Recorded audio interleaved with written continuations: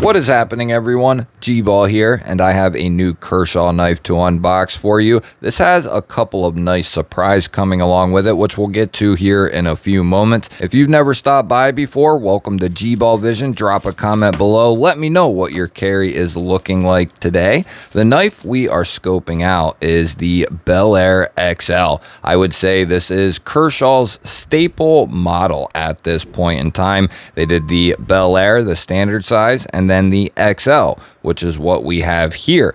But it's not going to be sporting the magnet cut steel, which is what we typically see on the Bel Air. And that's not a bad thing by any stretch, but it's nice to have a little bit of variety. And this one here is going to be coming in CPM 3V steel, which is ultra tough, very corrosion resistant, and it's going to have similar edge retention to S35VN. So a really well-rounded steel in my opinion, and one of my favorites. You have a nice heavy stonewash finish on that modified drop point blade, dual thumb studs for the deployment, and you're looking at the Duralock crossbar lock, which is one of the best in the game, at least in my opinion. And then we have olive drab aluminum handles over top of steel liners, a couple of large standoffs there, but flow through construction. Deep carry clip that's got a heavy stonewash finish to it, and it is going to be reversible. We even have a lanyard hole there for the lanyard fans. The big surprise going on with this knife, even more so than the blade steel, is the fact that these will be going on a sale down from like $210, $220 to $175. And I'm going to try to release the video when I see the sale going up, which is an incredible price tag for this knife being a brand new release, USA made, in CPM 3V with an aluminum handle, a good solid lock. It's a great size. I think these are just under 3.5 inches of total blade. We'll look at that here in a moment.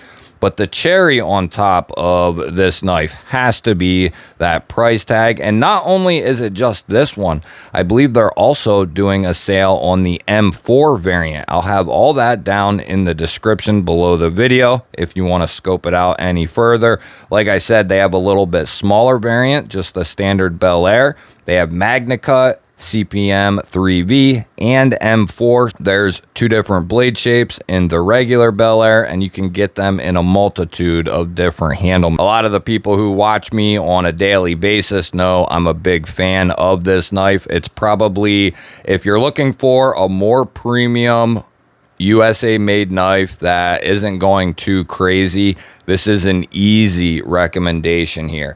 Overall length, 7 3/4 strong, 3 3/16 of cutting edge, and 3.4 of total blade. For some size comparisons, I have the Spyderco Para 3 up top and the PM2 on the bottom. And this knife sits pretty much right in between both of those. And two more, the Vosteed Raccoon Sheep's Foot up top, the Katuo Akimbo on the bottom, and those are both relatively close to the Bel Air XL size. Get the 50 ways baked in GBall Vision Iris Hank out here and see what this clip looks like in the pocket. I can tell you it is one of my favorite deep carry clips, a standard deep carry clip that you can get your hands on. It's top 5 for me easily. It'll carry nice and deep. Very little of the knife will be poking out of the pocket. It works really well. The only thing, and the only criticism I have had of the Kershaw clip, is that they put Kershaw on the clip, which really, I don't think it's a big deal. I think for most people, if they see a pocket clip in somebody's pocket, they probably assume that it's a knife. You know, at least if you had any brain cells. Where I'm from, where I live, a pocket clip in the pocket means the person's carrying a knife, and you see that with most men, at least in my area here in Pennsylvania. Knives are part of pretty much everyone's daily life. So ultimately, is it a huge deal? No, it's not whatsoever. That doesn't make or break this knife. No big deal really at all. I just want to be critical where I feel like I need to be, even if it's down to the aesthetics. In this case, I typically will complain about the Kershaw being on the show side as well. In this case, don't really matter one bit. It blends in with the finish. It's got a heavy acid wash. I really like this. Reminds me of like a military edition of the Bel Air XL without being a military edition, right? You have the olive drab aluminum, the really dark acid wash blade, really tough, really corrosion resistant, kind of like the USA, right? Good, strong springs in there. Go ahead and get the arch nemesis out and give this bad boy a weight check. I have had a few different Bel Airs and XLs in on the channel and done the weight test with them, but I like to play a game here on the channel with the new knives that come in. I attempt to guess the weight, and I always invite you to play along. You put your guess down in the comments, ounces or grams, whichever you prefer. Even if you already have a comment down there, go ahead and put your guess. And if you're enjoying this video, you like knives and gear, subscribe to the channel, ring the bell. That'll notify you anytime I post a video. That way you don't miss none of them. I'm going to give this a go, and I'm going to say that they kept the weight pretty fair in comparison to the blade length. Steel liners, quite a bit of milling. I'm going to say that it's like a 3.5. Could be 3.6. I'm going to go 3.5. Lock it in. Oh, damn. Hey, actually went in my favor there a little bit. I'll take that, though. They did a good job keeping the weight manageable. I'd say it's not too light. I wouldn't mind if it was a little heavier, though, like a 3.7, 3.8. Some people would complain about that, but I don't mind a little bit of heft with my pocket knife. As I've said many times at this point, everything trying to be ultra lightweight all the time gets really annoying. Not every single knife has to be ultra lightweight. And for some reason, if you didn't know, which I'm sure you didn't, this is one of the most skipped parts of my videos. Isn't that weird? A lot of people want to know the handle thickness and about the blade, but it's the most skipped part of the video. 0.42 and 10.8 millimeters. And the most retention is around the scale. 3 millimeters and 119 thousandths. So pretty standard stuff on the blade stock. Let's get a fair measurement here behind the edge, directly behind the edge, as close as we can get. It's going to come in there at 23 thousandths in that particular spot, and that's pretty much what they come in at, 23 thousandths. So very consistent on Kershaw's side, and that's a good BTE for kind of an all-around user, especially when it's coming in 3V like this. Let's see how it cuts out of the box. We always use our standard catalog paper here. Not only is this going to be a great utility blade shape to just get a lot of work done, this will poke, this will pierce, slice. Great blade shape for an EDC. There's very few things this won't do really well, at least in my opinion. I think it's a great blade shape for a user. Excellent edge. I expect nothing less. Look at that. And you can tell it's bitey, like toothy as all hell. Oh, man. Oh, yeah. That 3V, good 3V is good stuff.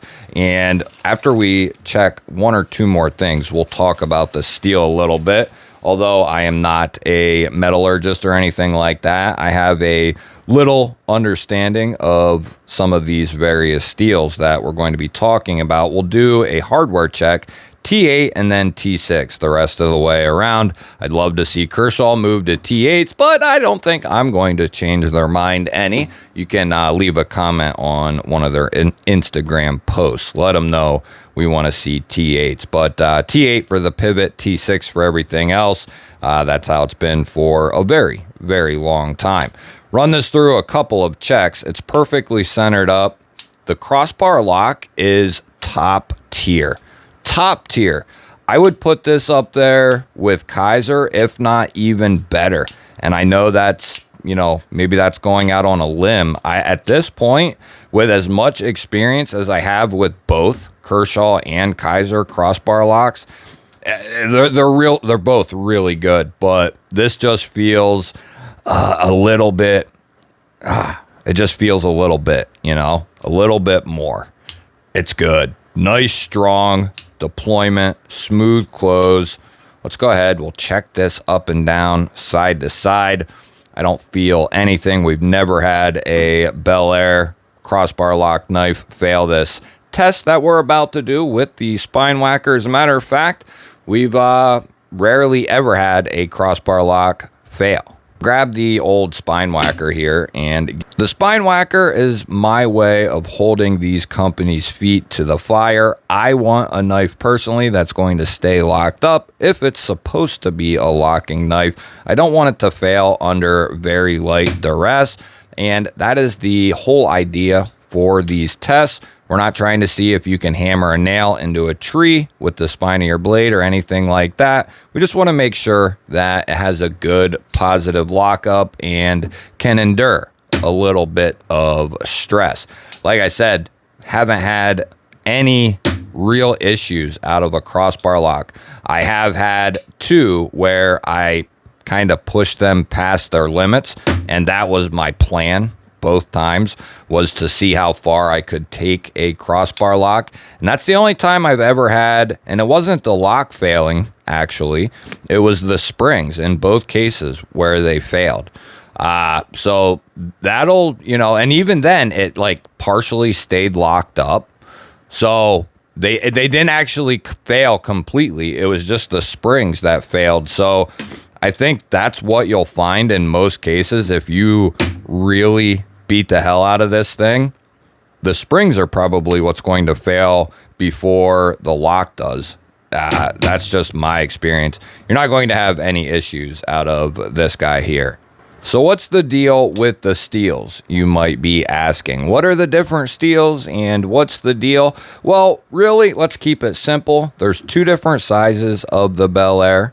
And with the XL now, you can get multiple blade steels and a ton of different handle materials. The regular Bel Air also has two different blade shapes, and you can get it in a multitude of different handle materials. The cool thing about the new Bel Air XL drop, though, is you can get them in M4, 3V, and Magna Cut. So you have a lot of really good options. Aluminum, carbon fiber. You can get it in micarta and G10 and a plethora of other handle materials. Now for the steels, the M4 and the 3V, those are both going to be tool steels, where the Magna Cut is going to be a stainless steel. If you are looking for something that's really well-rounded, the Magna Cut, it's hard to beat. It's very tough. It's got great edge retention, and it is corrosion resistant. One of the most corrosion resistant steels you can get your hands on. But M4, 3V are like similar options to Magna Cut in various ways.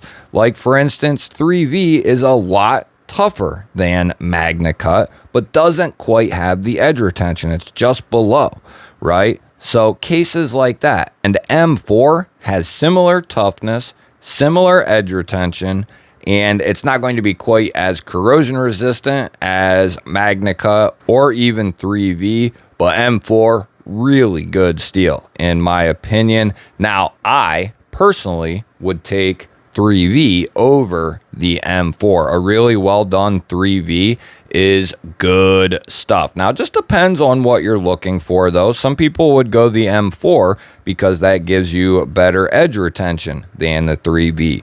So it just kind of depends on where you land and what you're looking for, but you could not go wrong with any one of these three steels here. I think they are all great in their own right. Now, your job is to let me know down in the comments what you think of the Bel Air XL. What do you want to see next with it? Different steels, locking mechanisms, handle materials, What do you want to see? I will have links to all the new Kershaws and ZTs down in the description below this video. Do me a solid, hit the thumbs up button, and if you want to see more daily knife and EDC content, hit that subscribe button and ring the bell. That'll notify you anytime I release new videos. I'll have a couple of them popping up on your screen you haven't seen yet. Go check one of them out. Have yourself an awesome day. Thanks for watching. Catch you on the next one.